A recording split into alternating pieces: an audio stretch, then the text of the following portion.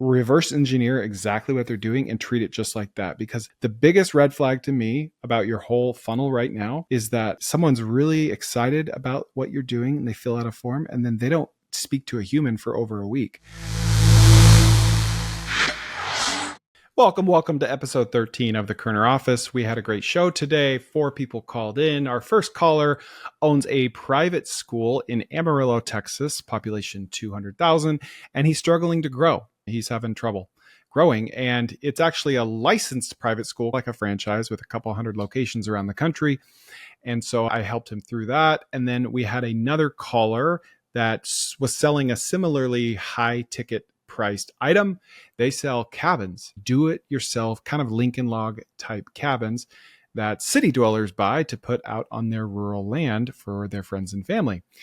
Next caller has a Shopify app that does something pretty unique. They allow Shopify store owners to place a clippable coupon on their product page, which seems obvious. Amazon's been doing this for a long time, but it's not obvious. So it's basically the digital version of going to the grocery store and seeing like the paper coupons in the aisles and ripping them off and feeling indebted to go use it to go up to the front of the store and actually pay for it. So I like to call it strategically introduced friction. It's a cool idea. He's having trouble growing as well. So I talked him through that. And then our last caller had a unique problem. He has a good handful of followers on Twitter and he posts cool, interesting business content. And he doesn't want to be rude to all the people that DM him asking for help or advice, but he also wants to help. And so I walked him through that. So I hope you enjoy today's show. Please share it with your friends and family. Subscribe, like, yada, yada, yada. Do all those things that I cringe at myself for asking you to do. Michael, how you doing, man? Hey, Chris, I'm good. How about you? Good. I've had your question in front of me for a couple of weeks, and it's really interesting. You're out in West Texas. Like, how many people start an untraditional school in West Texas? It's not normal. Apparently just one. Yeah, that's why I wanted to talk to you. I always rate the questions from 1 to 10, and I think you were a solid 8.5. Thank you. Yeah. So tell me about Amarillo Acton Academy. Yeah, so it's a learner-driven school. Acton was created by a guy named Jeff Sandifer in Austin about 12 years ago. He has an Acton MBA program, and the story is, why can't there be a school in the 21st century that is relevant? Nobody disagrees that the school system is a joke.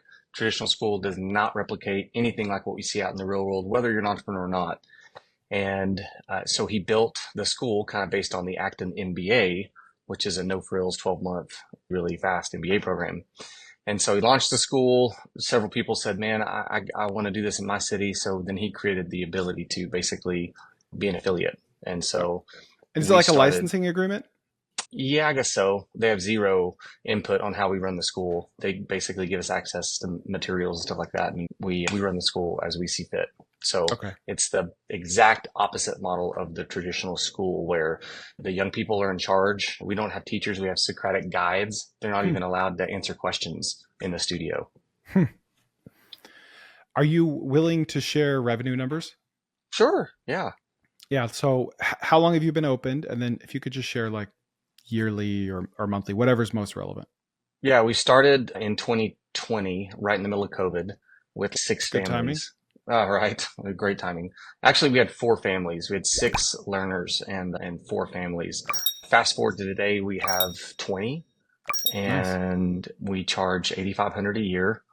And our revenue is going to be around 120. I don't know what the math is. 100. You said 6 learners or 8? We have 20. Oh, 20. I say, yeah. You started with 6. Okay. So 170 grand a year? Roughly. Mm-hmm. Okay. And has that been growing steadily for the last 4 years?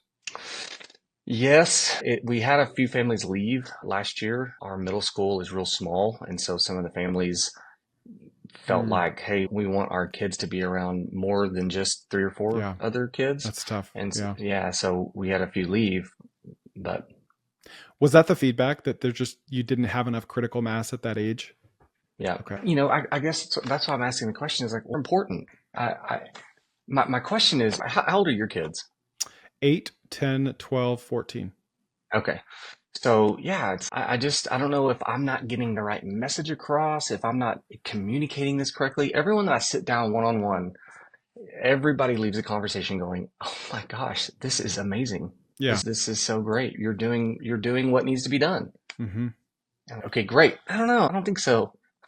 It's just, I'm it's not such a sure. big change. And Yeah. I want to go back to the question you just asked where what's more important? And I don't even think that's the right question because I don't think you're going to change their mind. If they think that having friends at school is more important, I would say you just attack that from a different angle because that's just, I don't think they're going to change their mind. You're clearly and naturally more biased than your potential customers because you love this and this is your baby and you know all about it inside and out. But to them, I think they're just looking at this like a huge life change. And it's like, we should move to Europe. Oh, that sounds amazing. Let's move to Europe. Then it's too hard. This is an Yeah. actual conversation that I've had with my wife. Yeah. Um, so, do you have any idea of what your percentage close rate is from people that are interested or receive the info packet or talk to you in person? No, it'd be very small. We have a lead magnet on our website, and I get notified when folks sign up for that. And we probably have 3 or 4 a week that Mm. will request more information, and they'll go through a 3 email series, all of them with some kind of call to action to either schedule a call or apply.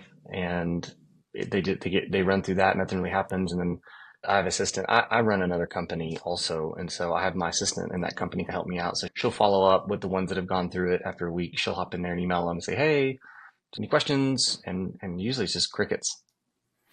Now, let's talk more specifically about your funnel. So they go to the website, they fill out the form, and they get a 3 email series. And then Hmm. what? Is that the order of it?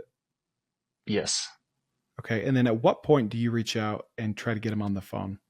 about a week after the last email. After a week after the third email? Yes, And how long does it take for those first 3 emails to go out?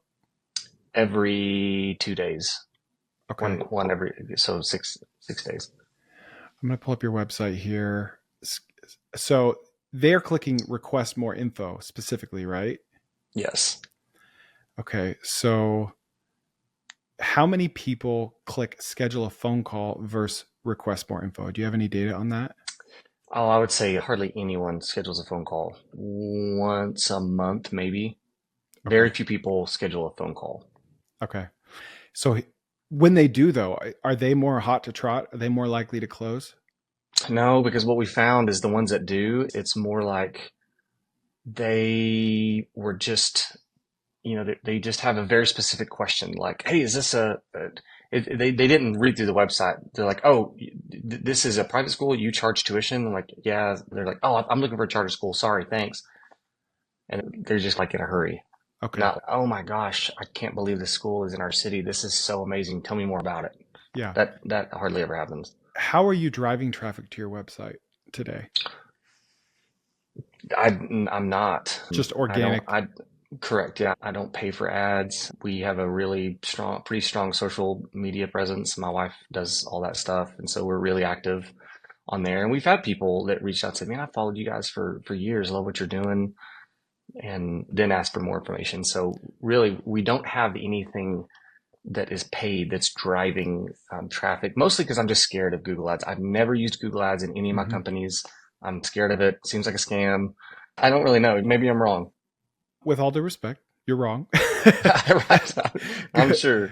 I've felt the same way, and one of my business partners still feels the same way, even though, and it's not Nick, it's another one, and I love him to death. But even though we have seen positive ROI from Google Ads for 4 years straight, he's still just, and I've told him like a month ago, I was like, I'm going to turn off ads and just watch. And I turned off ads, and traffic died. And he went and turned it back on himself. So I get it. And there's a lot of people, and I've read stories of companies, mostly $1 billion+ companies, that have just turned off all Google ads and didn't skip a beat. That happens. But that's because they're not tracking it closely, or they're tracking the wrong thing, or they're doing like brand campaigns for brand awareness, like a Coca-Cola billboard on the highway. Like, who Hmm. knows if that actually works?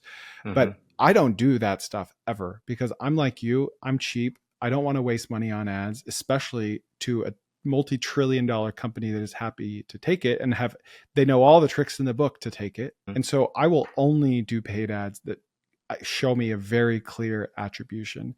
And so I love the idea of Google ads for this business because it is local and because Google will tell you exactly who in your county is searching for terms that might be relevant to your business.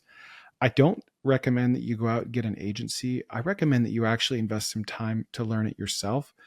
Google Ads is, in my opinion, 80-20, right? Like you can spend a few hours learning the 80% of it and see a positive ROI. And an agency, they might help you scale it better, but you don't really need to scale it because you're not looking to take over the world. And they'll help you hone in that last 20%. Well, they'll really refine the keywords and they'll add in some new keywords. But I don't think you're really going to need that. I think Google Ads could help.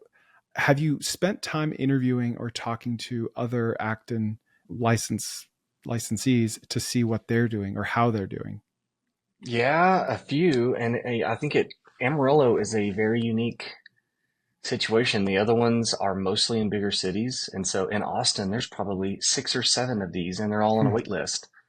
I think a Hmm. lot of it has to do with income, right? So yeah, you just the private school in Austin is 30, 40 grand. So the Actons down there are charging 15, 20,000 a year, and that's the cheap version of Hmm. private school. You've got 200,000 people in Amarillo. You've got just under a million in Austin, right? So if Austin has 6 or 7, theoretically, if the demographics were the same, which they're not, then you could support an Acton with a wait list, right? Theoretically. And Yeah. I believe, No, even yeah. without doing data, I think you believe that too, right? That it is possible to completely fill up your wait list.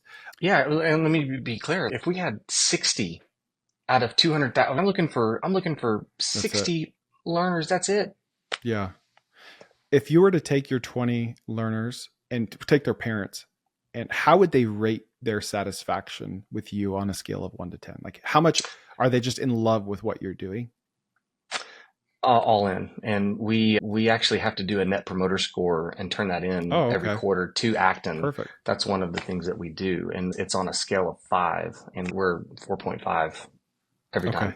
Do you know how that compares to other locations? No, they don't share that with the network. I haven't seen, but you can't drop below a 4, I think, before you start getting, maybe you shouldn't be in Acton anymore. Yeah.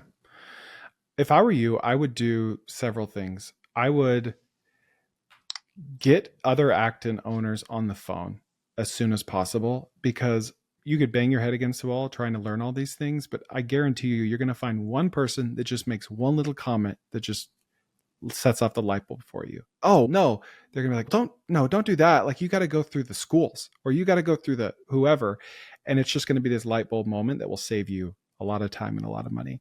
So I would just cold call them honestly. They would be fine with that. The network's super generous. There's only 300 Actons all over the world. And Okay. so they're very generous with their time. If one calls another one, we would always help each other. When was the last time you called like corporate and asked them for help? You can't really do that. There isn't. There's one guy that's over the whole network. It's a very skeleton crew, if you want to say. It's very similar to CrossFit. That's just how CrossFit got started. Mm-hmm. They put the thing out there, and you affiliates, you could take it and run with it. Whatever Mm-hmm. you want to do is great. Okay, so that's the first thing I do. I would talk to the other owners. I would look seriously into Google Ads because Google is more intent. Like Facebook ads are fine, but you want to find people that are searching for like alternative schools or alternative schools near me or unhappy with my school or something like that. It might not be as direct as you're thinking. And where do Um, I start with that? Because I have done that a few times in some of my other businesses. Like I'll get on there, I have a Google Ads account, and I just get overwhelmed so quickly. And where would you start if I had zero experience to learn about Google Ads? I would start on YouTube. I can't recommend anyone specific, but I would bet there's dozens of very high quality YouTubers that specifically talk about like the how to of Google Ads. You can go take a $50 Udemy course. I had a friend that did that in short term rentals and it changed the game for him. That might be a little more structured for you. But if not Udemy, then just YouTube. Is it you to me? Sorry, Udemy, the letter Udemy, Udemy. Yeah. It's a course platform. And another thing I would do, which I'm even more optimistic about, is I would take a page out of the whole ClickFunnels. I would go to like the cringiest course gurus you can find and look at how their funnel works because it works. There's this Airbnb mastermind and this, I don't know what it's called. I don't want to promote them, but I think it costs like 12 grand to learn how to be a short-term rental owner. And this website does like 20, 30 million a year selling these high ticket courses. I would go find one like that. Okay. And just reverse engineer exactly what they're doing and treat it just like that. Because the biggest red flag to me about your whole funnel right now is that someone's really excited about what you're doing and they fill out a form and then they don't speak to a human for over a week. I think that you need to take your form and you need to shrink it down and just do name, phone, email. That's it. Not kid's name, nothing else. Name, phone, email. And then you or someone needs to get them on the phone immediately and strive to get them to your facility in person as soon as possible. I guarantee you your close rate will just explode. It's a lead. And every second that goes by that you don't get that lead, preferably in person, if not on the phone, they just get colder and colder. And especially with such a big life decision like this, you got to talk to them faster than that. Okay. But yeah, that's what I would do. Go find a really cringy guy on Instagram and look at what his process is and copy it and just put something actually ethical behind it. Yeah. So, yep. Cool. Thanks for your time, Chris. I appreciate what you do. Anytime, Michael. Let me know how it goes. I will. Thanks. All right. Yep. See ya. See ya. David. Hey, how are we doing? Hey, good. How are you, man? I'm doing fantastic. All right. You got a little kid there. I always had a little kid. That's just my life right now. Okay. Who's that? This is my youngest. He's 2. His name's Owen. Owen. Hi, Owen. Mm-hmm. He can't hear us because he's in the headphone. Hope he's not too loud. There it is. No, that's fine. All right. You've got a bootstrap company that's about to hit 10 million in revenue, right? Yeah, we're tracking to do about 11 or 12 run rate right now. Awesome. Good for you. And what type of company? So I know I can't get too specific, but we're in the outdoor space, a weird niche. We sell small log cabin kits and ship them all over North America. That's cool. Okay. Yeah. Who's your target customer?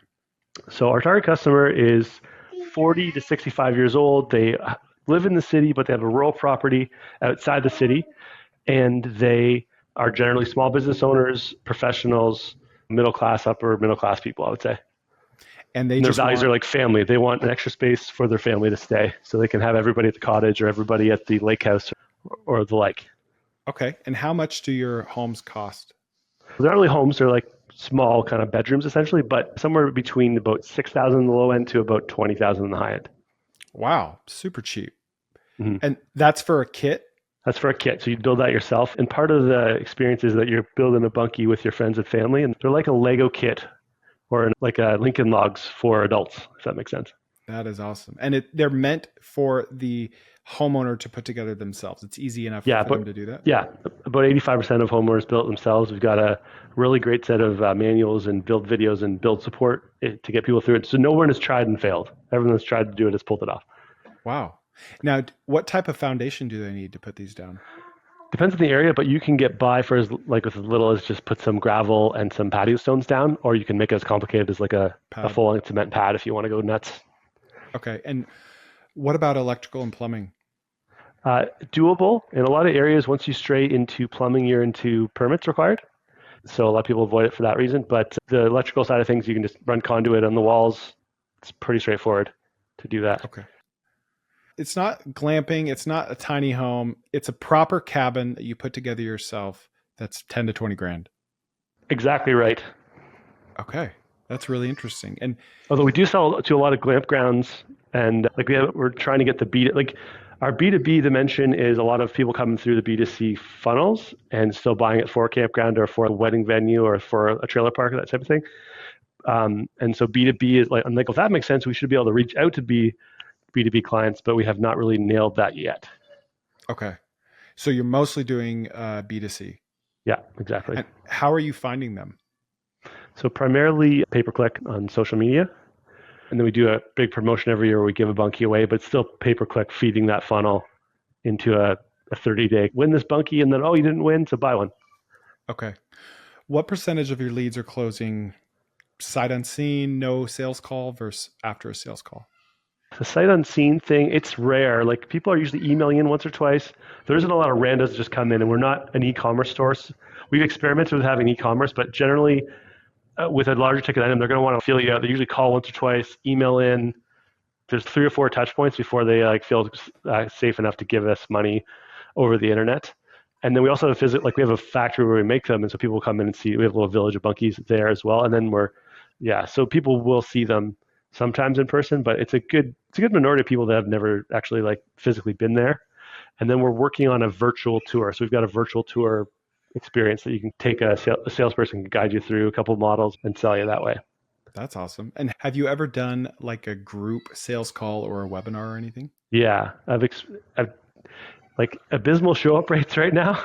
So I've been running them bi-weekly, and 50 people sign up and 1 shows up. Yeah, we're trying to tweak that. But the contest where we do the giveaway, I'm doing a series of live streams where we'll do one on the foundation, one on stains, and so it was like an educational dimension to that. And so if they go through that 30 days and they're tuned into those live streams, they're pretty sold by the end of that. So a big bulk of our sales come through it like the week after the contest closes. Okay. And how big is your email list? It's about 350,000. Oh, wow. That's a great list. And a lot of that is chaff. There's some wheat in there, but a lot of the people that want the free bunkie are not necessarily going to buy a bunkie, right? So there's a lot of, How often do you email everyone as opposed to just segments? We try to segment as much as we can, but we've got a monthly newsletter that goes out once a month to everyone. Okay. So if you're going to cross 10 million, then you're selling like a few hundred of these things a year? No, the goal this year is 1,000. Wow. Okay. Yeah. So like last year did 900 roughly. Okay. Yeah. So the average is around 11K. Okay. Yeah. All right. I guess I went high there. Okay. So your original question, now that we've got all that out of the way, is at what point should you specialize your sales process versus maybe not specialize them at all and just keep it broad, like account manager to marketer to salesperson? Yeah. How does it look today? Yeah. So right now it's just a duct taped hodgepodge of what's organically grown up. We've got like people that have been with us since day one, a few people, and they're very much, I want the whole customer journey. I want to like take them to the factory, show them the bunkie. I want to sell them. I want to help them with their delivery, talk to them. Like they want to do all the steps of the way. I call that the Sherpa model. Like we take them up all the way up the mountain. That's what they want to do. I've always been more inclined to, I just want to sell them and then give them to someone else, and they get invoiced, and I want to make sure the delivery happens, and that we have a pretty good track record of delivering on time and people being pumped. But I can see benefits to both angles. So it's like Sherpa all the way up the mountain with maybe a little bit of support here and there versus one person just has appointments. One person just does a middle call. One person closes. Like that's the baton method. And it seems like a lot of people are going that direction. It's a lot more measurable, and you can see who sucks a lot easier. But I don't know if we're at the right size to do something like that. And I'd like to figure out from someone who's been there and cross that chasm from 5 million to 15 million or 20 million. So you're exclusively doing the Sherpa model right now then, right? So right now, I'll tell you the salesperson. We do have outbound people to just call leads. So they're making 130 calls a day. Their whole goal is set appointments. But a lot of times people call in, so inbound leads. So you might talk to someone, they'll say, hey, let's go on a tour, book a virtual tour or book an actual tour. And they might take them to the point of close. So it's like a weird hybrid of both. So we have this appointment setters. 2 of those people, they're from the Philippines. Then we've got a couple people in the factory, like showing people bunkies or doing it virtually. And then we've got another person remotely in Britain that can do the virtual tour, but not using like a Zillow kind of tour, able to do virtual tours. So my thought process is the more we can make it digital and not everyone has to be at the factory, the better. Yeah. Have you ever experimented with an appointment setter that was based here in North America as opposed to the Philippines? Not yet. I would definitely try that just because it's such a high ticket item, such a big purchase. The amount of savings that you get is probably negligible if you can get your appointment set rate up just a few percent, right? Yeah, that's fair.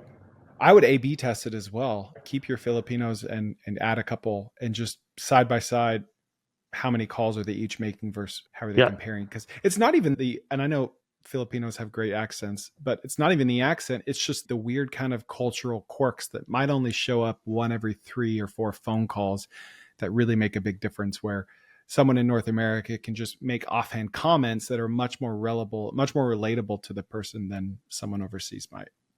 Yeah, that's good advice. Thanks. You're doing a hybrid model. Do you know of any competitors that are doing one or the other? Like, who are you looking to for an example on this? Like the problem with our little niche is I struggle to find a super analogous competitor. Everybody the kind of model is like a guy named Chuck with a corner lot that sells sheds, and there's hobos living in them, and that's the model for the shed biz. Not super analogous to what we're doing. And then there's other smaller competitors, but we've so far in the small cabin space, the bunkie business, we're probably 5 or 6 times as large as anybody. It's hard to say. And then we email our competitors, like what happens after that. And there's no real, I don't feel like I'm in a process or any type of sales funnel. So we're trying to lead the charge here. What I try to compare ourselves is like other high ticket items like hot tubs, boats, like anything like that I could say, oh, I can learn from that vertical, but it's not necessarily us. Or I guess outdoor living, like outdoor living is probably the most, because they're selling high ticket stuff sometimes too. And if you were to say, let's just pretend for a minute that your whole sales cycle, not just the sales cycle, but the whole life cycle of a customer is 100 days. And then at a certain point, they actually pay. And then at a certain point, their cabin is completed. Where would you put the payment in that 100-day timeline? So our model right now is we take 65% up front to make the bunkie to help us cash flow it, and then 35% a day or two before you get it. So that's but it's not 100 days. Like there's 700-day closes on a lot of our clients. Like, so we're trying, the whole point of appointments and let's book a tour is shrink that down. Ideally 100 would be if I had a 100-day closing, it would be a fantastic. Now sometimes it is 2 weeks, but oftentimes it's 2 weeks, but like I've been watching your YouTube channel for 2 years. So yeah. What about between the time that you first speak to someone and you collect the 65%? What would you say an average is there? An average is there. It just depends how hot they are. So if they're hot, it might be a day to 10 days. We often give people 10 days to pay that. If they start chipping away at it, we'll call them in. So that's, probably like 1 to 20 days. Okay. I feel like you should test the specialized model. I think that if you were to just get a killer closer to get them there, someone really friendly, and then just get someone really nice to see them through the end of it, because they're not going to get their deposit back, I assume, right? If they continue wanting to go through it. Yeah, it is a refundable deposit, but it's only when we sell your bunkie to somebody else. So we don't take people's money for no bunkie, but we have it's refundable as soon as someone else buys it, basically, which is usually pretty fast. How many take you up on the refund? Our refund rate's pretty low. It's maybe 1 in 30. Okay. Like over the course of a season. Yeah. I feel like you should. Did you hear the last call that I was just on? No, I was in the waiting room and I couldn't hear anything. So I gave him the advice, because that was another high ticket item, to take a page out of the Cringy Course Gurus playbook on Instagram. That's try selling high ticket, like $10,000 masterminds and courses, and just analyze exactly how their funnel is. And that's finely, or like highly refined over years and years of gurus selling on the internet, right? Yep. And you've got a setter, you've got a closer, and then you've got a third person that actually fulfills. Yeah, I feel like that is the model I'm leaning towards. That's what my intuition tells me to do. Yeah, that's what I would do. Like in my crypto business, we have something similar because we sell a $5,000 product, and there's a lot of hand holding that needs to go into that product for years after they buy it, because we also host the product. And so in that sense, it's easier for us to keep it the same person, because there are going to be a lot of touch points along the way. It kind of be like if your customers were still interfacing with you for years after the house was built, like they had to. It might be a different strategy, but because of the fact that they're good to go once the house is built, I like the idea of specializing in your case, or at least testing it. You don't want to, of course, go all in on it because you've got a good thing going. Yeah, that's fair. So your advice is essentially like get a few, like while you have the appointments, I just set it up in that kind of handhold way. Yeah, that makes sense. Yeah, like just 3: setter, closer, fulfiller. Yeah, that makes sense. That's what you're doing today? Fulfiller, like by fulfiller, it's someone invoices them, and then another person makes sure the bunkie physically gets to them and all that logistical fun. Yeah, the logistics is what I mean by fulfiller. Yeah. Yep, that's the model right now. We can just lean heavier in it, I think. Yeah. Okay. I hope that helps. I'd love to hear how it goes. Yeah, appreciate your time. Okay. Thanks, David. Okay, my pleasure. Bye. All right, Seva, I hear that you have a SaaS business that you're trying to grow. That's right. Yep. All right. Let's hear about your business. I want to hear all about it. To give you some background, I've been working with Shopify for 8 years. Started doing development work and ran an agency for many years.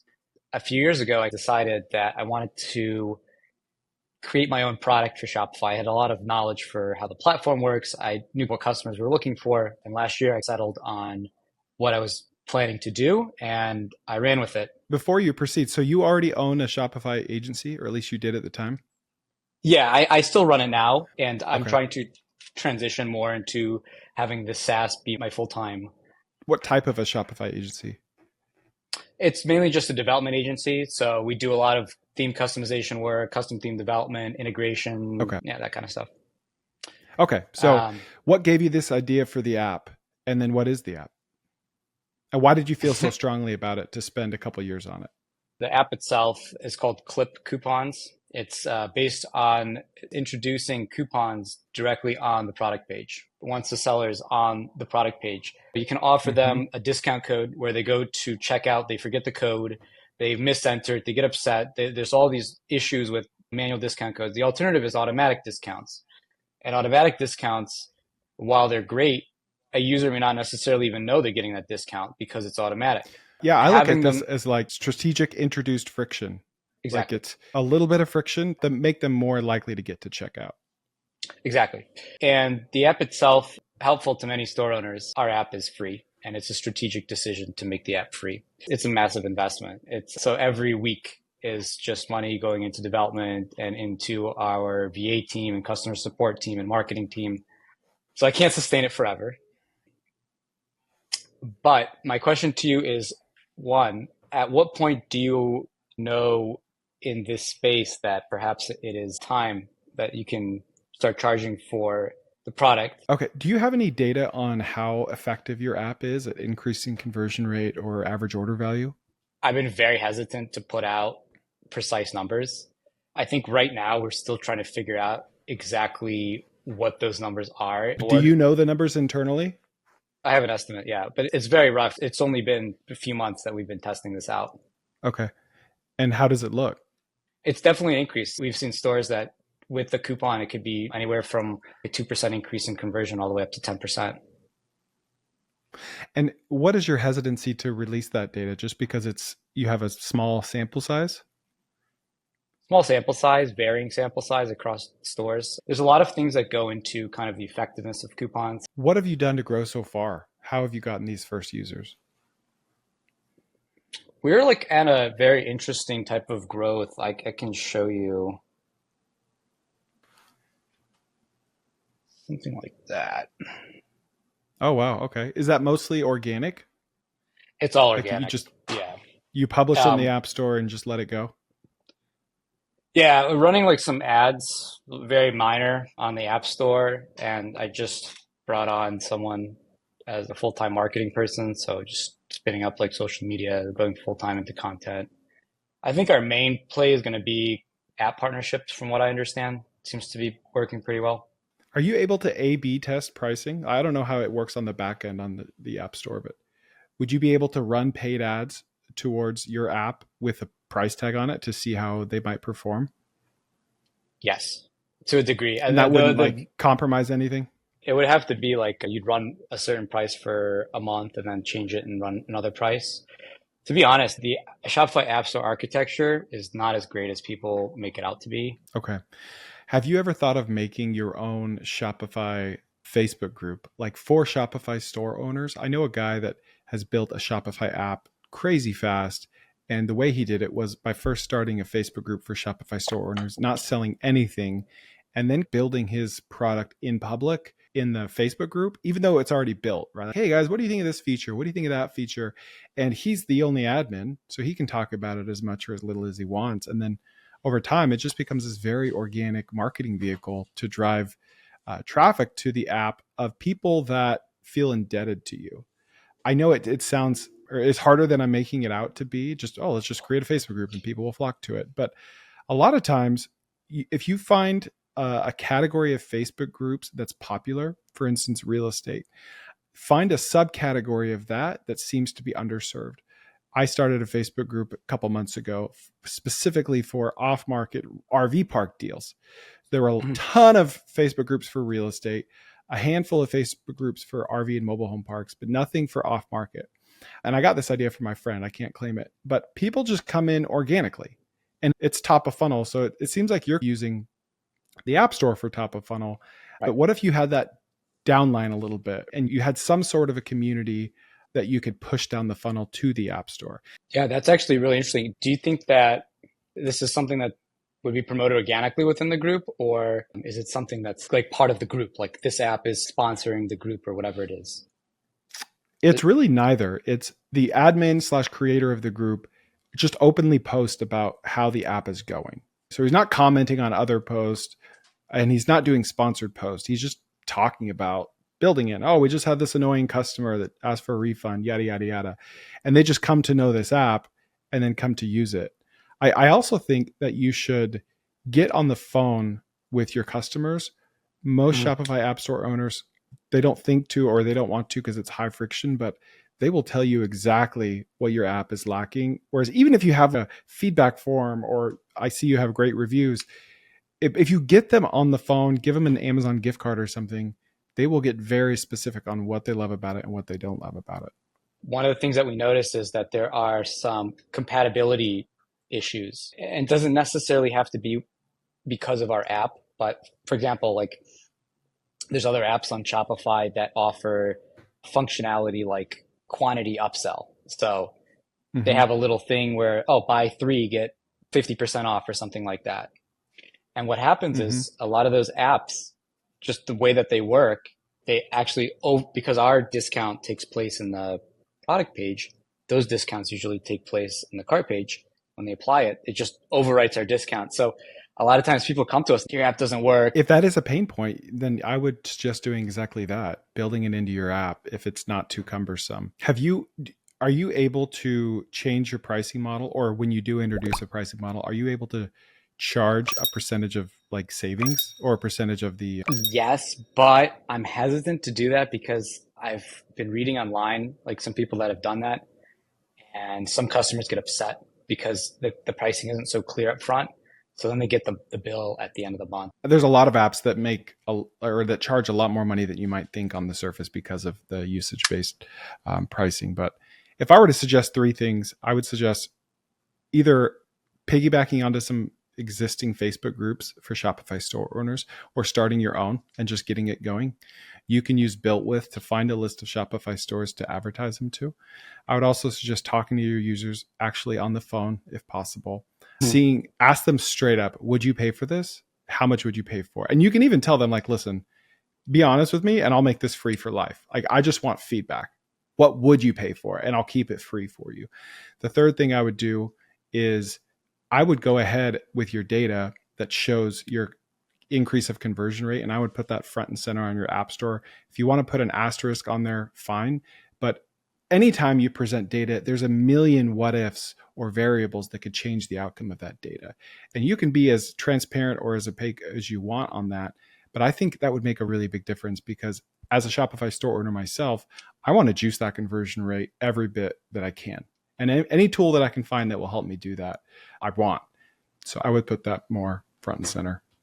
The third point that you mentioned with advertising, the conversion rate increase, how would you go about that? Would you set that up as like a case study and then present that to someone so they have a reference to it? Or I'm just trying to think of a way to do it that people are not going to get upset. Like, how can you claim this number? Like, where are you getting this information from?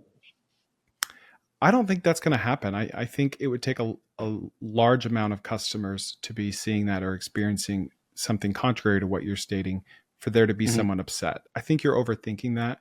I think you should do a case study and email that out to your current customers and then take like the TLDR of that case study and put that front and center. Makes sense. But yeah, I hope that's helpful. Yeah, no, I really appreciate it. I guess in your mind, do you have any feedback on the app itself? I think it's a great idea. It reminds me of when we go to the grocery store, we go to H-E-B and they have paper coupons in the aisle. And I'm just like, what are you doing? But they know what they're doing. And my kid always rips all the coupons off, whether or not we're buying the item.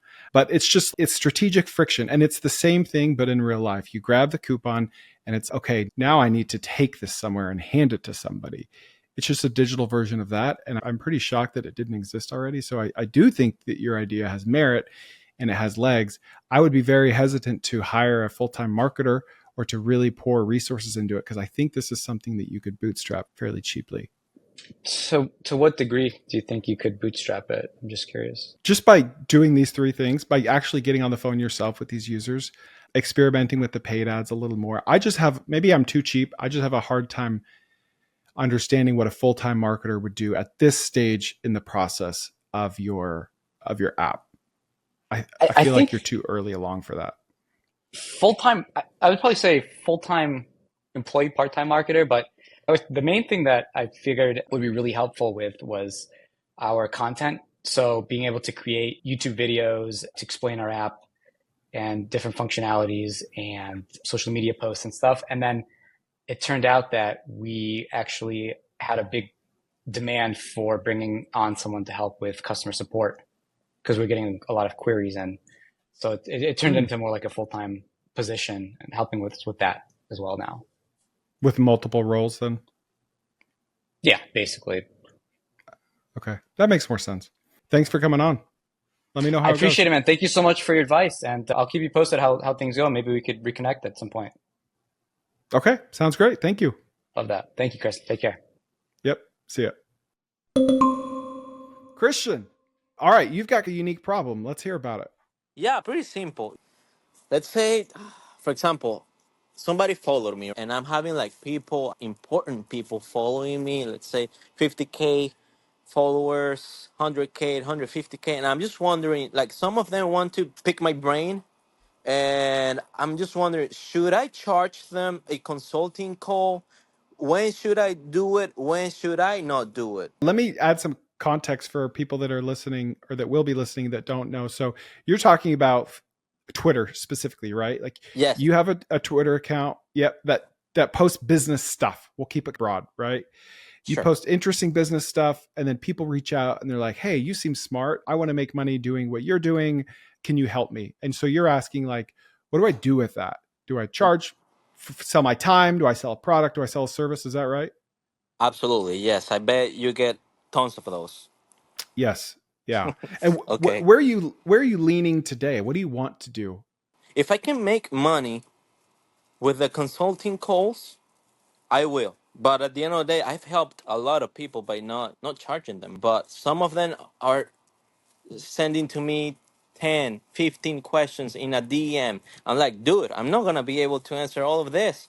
So Yeah. you're better off setting up a consulting call with me, but I also don't want to be rude. That's my main question here. I don't want to be rude, especially for those that might find it as a rude answer if I say that to them, putting into perspective that they have a bunch of followers. Dude, Yeah. I don't want to come across like a, let's say, like a bot head or something like that. Yeah. So I've dealt with the same problem. I I think there's a bet. way to do it where you're not rude. I think that you should have a copy paste kind of explainer that's listen, statistically speaking, if I said yes to the amount of people that DM me, I would have no time to run my actual business. So I just can't. And so I think at that point, you need to put them through a filtering mechanism.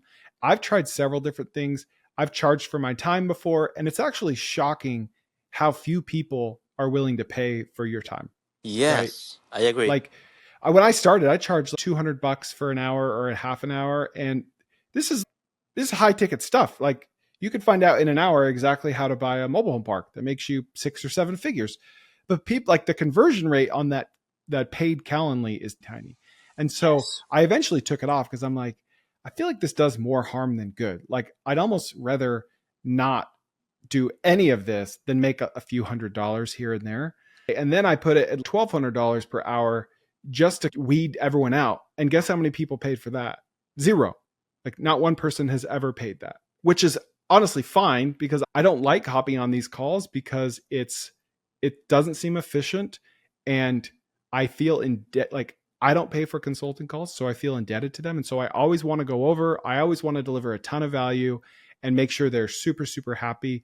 And it ends up being fine, but it doesn't move the needle much to Yeah, make a and few it's hundred not bucks. yeah, it's not scalable either. So I totally agree with you. So I Um, think you should do one of two things. I think you should create a course, and I say course, but I really just mean a PDF. Just take all your tweets that are relevant, upload it to ChatGPT or do it yourself or give it to your assistant and have them just put it in a coherent, like an ebook, right? Call it 3,000 to 5,000 words. Probably doesn't take that long. Go to Gumroad, upload it to Gumroad, make it $20 or $50 or something, and just tell them, hey, just have a copy paste. Listen, if I were to say yes to everyone, I have no time. Like I really don't mean to be rude. I just don't have the time. And so I put this together because I already know what you're going to ask, and this is going to answer 90% of your questions. Go ahead and buy this. If you still have questions, at that point, you can say, I'll just hop on for free, or I'll charge for my time after that point. But most people aren't even willing to pay $20. They just want something for free, right? Yep. Even if I they agree. have a lot of followers. I agree. Yes. I think another thing you could do, which has been my solution to this, is you don't like, you've got to get people into an email list or a free newsletter or something just so you can touch base with them. So when you do sell something more high ticket, maybe that's your fundraising, maybe you're selling an agency service that's $2,000 a month. When you do sell that, you don't have to go blast it out there to everyone. You can only tell the people that you feel are the most interested that gave you their email months or years prior. Okay. So would you consider any different approach to, let's say, someone that is famous or an influencer or something like that? Would you take any different approach? I would. Yeah, I would do it on a case-by-case basis. Okay. That's what I wanted to confirm. Yeah, I make exceptions all the time for this. Like sometimes people reach out to me that I look up to and admire. And it's, dude, I just want to talk to you. Like I want to ask you questions. And then it becomes more of a give and take instead of just a take. Okay, perfect. Hey, Chris, thank you very much. That's all I wanted to confirm. I had that idea in my mind already. I just wanted to pick your brain. You're a very wise dude. Love it, man. Thanks, man. Thanks for calling. It was good chatting with you. I appreciate your time. Thank you, Chris. Take care. Yep. No problem. Bye. Yep. See ya. Thank you for watching or listening if you're live streaming right now. And we will see you next week.